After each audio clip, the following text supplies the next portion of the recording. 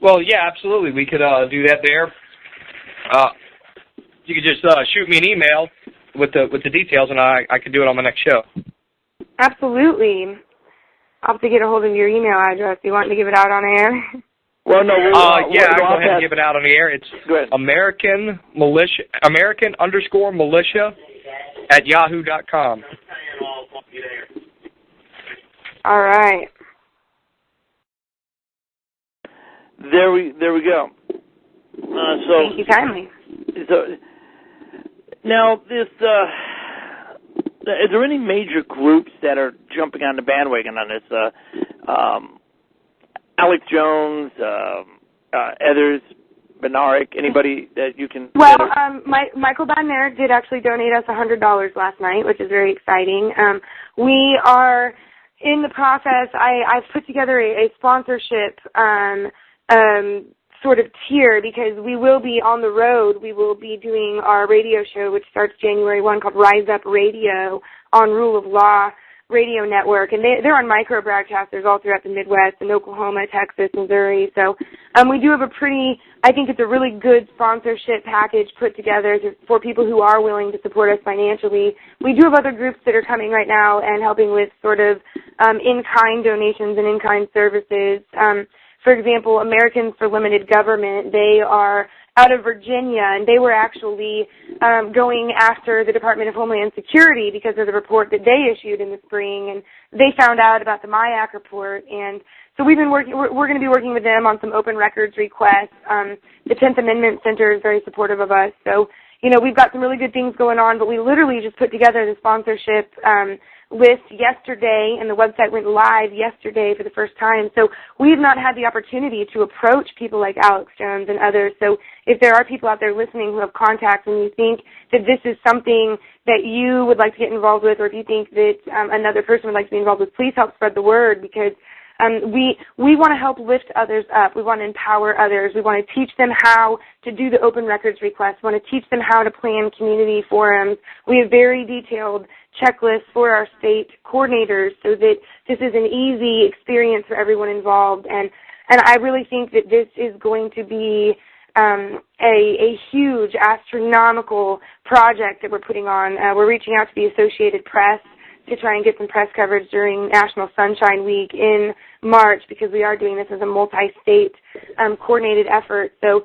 anyone wanting to get involved, we will lift you up just as much as you lift us up, because I think it's really important that we're all lifting each other up and supporting each other. So appreciate any help, any thoughts, any prayers, any positive energy, any financial contributions, time contributions.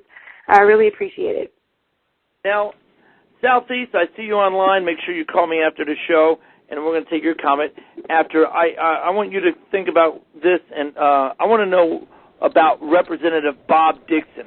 He's in your state. He opposes closing the MIAC report. He's chairing an interim committee that's been probing your state's intelligence gathering operation, and again, he opposes closing it. And here's what Bob has to say. Quote, "I don't see that being a logical choice," Dixon told the news leader. "That's one thing that I say is off the table." Now, I want to get your thoughts on this. Southeast, welcome to the show. Go ahead. Yeah, like I said, you're going to have to excuse me tonight.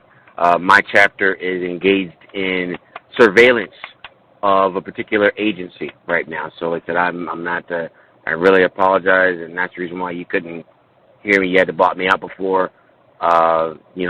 This is the American Resistance Movement, and every chapter has its own duties to perform. And we told you guys, you watch us, but somebody's watching you.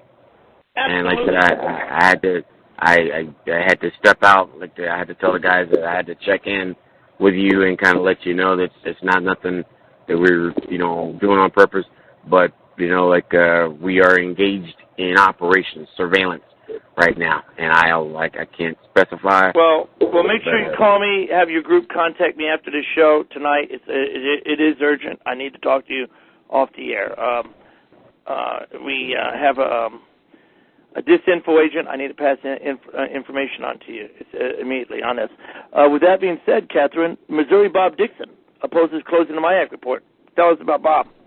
Well, man, I don't really always necessarily enjoy naming names. I've been trying to work with Bob. He is a good man. He has reached out to me when, for example, members of the Republican Party have been emotionally abusive, and he's been, very good at reaching out to me and making sure that I'm not kind of getting beat up by the party infrastructure and the party system, because I am kind of a hot topic, if you will, when it comes to Republican Party politics in Missouri, and some people love me, some people hate me, and he's been a good friend in that regard. Now, when it comes to fusion centers, you have to keep in mind that every single member of law enforcement who got up to testify talked about how much easier this made their job and what a valuable tool and valuable resource it was. So one of the things that we had talked about as an option was just getting the federal government out.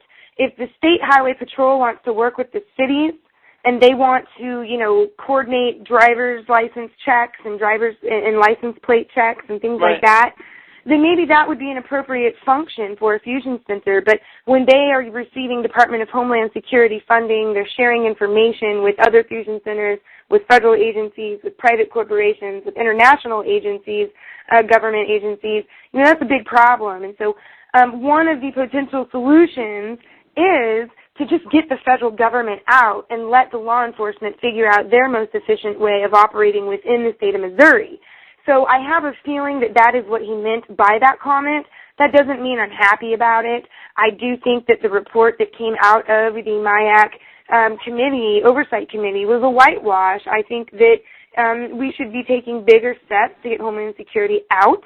But you have to keep in mind that these are people who kind of come from a different mindset. These elected officials are waking up along with us. And it's an interesting process to watch happen. When I testified 4 times in front of them, and the first time they all thought I was crazy. You could see it in their eyes.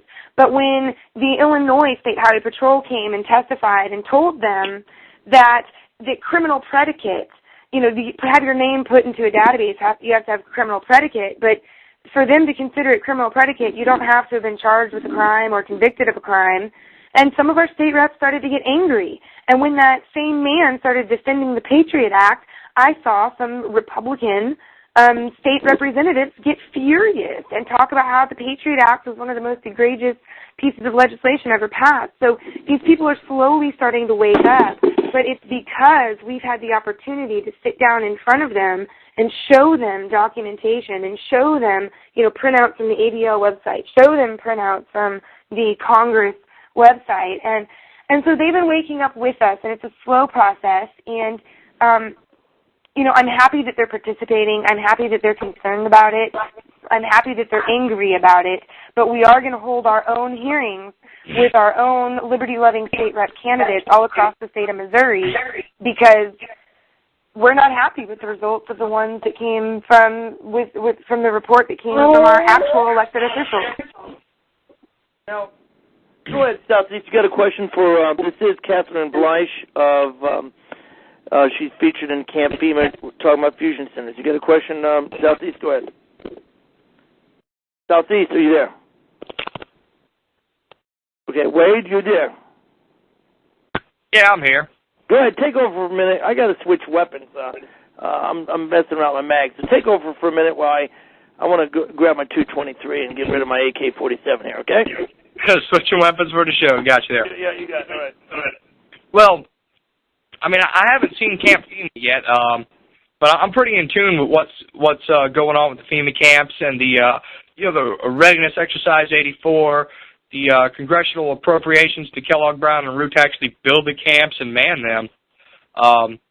There's a lot of disinformation on the internet about the actual FEMA camps, and I think a lot of it's deliberate. For instance, they say there's 2 FEMA camps here in Mississippi, and every time that we've gone and checked them out, and we've gone in there and actually checked them out and verified what they were. Who's they? Who says that they are there? What do you mean by they? Well, they're as far as the FEMA camps in Mississippi, they don't exist. We haven't found them. Okay. Who's been saying that there's 2 is what I'm curious about. There's a couple of websites out there that have listings of possible locations of FEMA camps. Okay. and they have a lot of the websites have the same two locations, which is one that's up there in the DeSoto National Forest by Camp Shelby, and then there's another location that's over by the Stennis Space Center. And I've personally been to the one that they testify and say, oh, well, this is a FEMA camp at Stennis Space Center, but I've personally debunked it because that's actual U.S. Navy training area that they use for the SWIC boat teams. And the one that's up in the DeSoto National Forest, there is an encampment style area up there, and they do have warning signs and everything that are based in like the Slavic languages, Yugoslavia, Bosnia, those languages over there.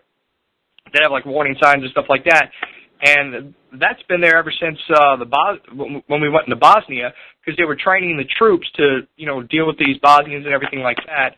And they actually had soldiers over there that were foreign soldiers that they were training and counter-training with the U.S. Armed Forces members in Mississippi. So those two locations, I know that they've been debunked, but there's keep in other mind locations. that in HR 645, it does call for them to be on existing military bases, no less than 6 camps they want to create, internment camps basically, on no less than 6 existing military bases. So that just keep that in mind when you are, looking for the actual locations. That they are calling for them to be on existing military locations. So that could potentially be, formerly camps that they had formerly intended to use for something else. Right, and it's a lot easier. They could do it a lot more behind closed doors by just using the funding to say, oh, well, we're rebuilding the military bases. I know down here at the Gulfport CD base, they've redone all of the base gates, and they've even put in a new one that's on 28th Avenue in Gulfport. And you would not believe the stuff they're putting in just for these gates. They have the hydraulic things that pop out the ground and stop vehicles and everything. Every square inch of fence that they have has these big old 3/4-inch cables, so even if you had an 18-wheeler, 80,000 pounds, run into it, these cables are designed to stop those trucks from getting in. Plus, they have all of the barbed wire and things like that. But what people don't understand is how fast that you could just turn any fenced-in area into a camp that could hold people. And it's really simple. I mean, you could lay out a mile of concertina wire in 10 minutes. Yep. It doesn't take long to lay that stuff out. And once it's laid out, you're not going through that unless you want to get cut to shreds. So a lot of the stuff, the infrastructure's already in place for it. Go ahead. They do show footage of that wire being laid by a truck and how quick it can happen. It's just rolled up in the back of a truck, and they just, start dumping it on the ground and driving forward, and all of a sudden you have, a razor wire fencing around you. So, I mean, they do have the ability to do that sort of stuff. And, quite frankly, I don't care if they build actual camps or not. When Hurricane Katrina hit, they put people in the Superdome. And then they put them in trailers that had formaldehyde in them, and there are people still living in those trailers. So, I don't care if there's some camp being created on a military base, or if they plan on using, those abandoned malls that are popping up all over the country. They have the ability to do it very quickly, and my concern is that we don't let them get to the point where they have an excuse to. And so that means if there's a national emergency, people need to know not to go to a centralized area. But that also means that we have to prevent them from marginalizing people, because once they marginalize people and they label them as potential domestic terrorists, that means that the Patriot Act does apply to them. The Patriot Act applies to enemy combatants, both foreign and domestic. And so if people are being labeled, that means they have the ability to put them behind closed bars. And right now we still are in a spot where, they are swooping people up off the street. Just last week, someone in St. Louis was arrested for flyering for political reasons, and there's no law against that in St. Louis. And they are swooping people up off the street. It's wrongful arrest. It's kidnapping. I was kidnapped by a law enforcement official, and the police department came out and said that, I should not have been put in jail. So, we are able to fight it now, right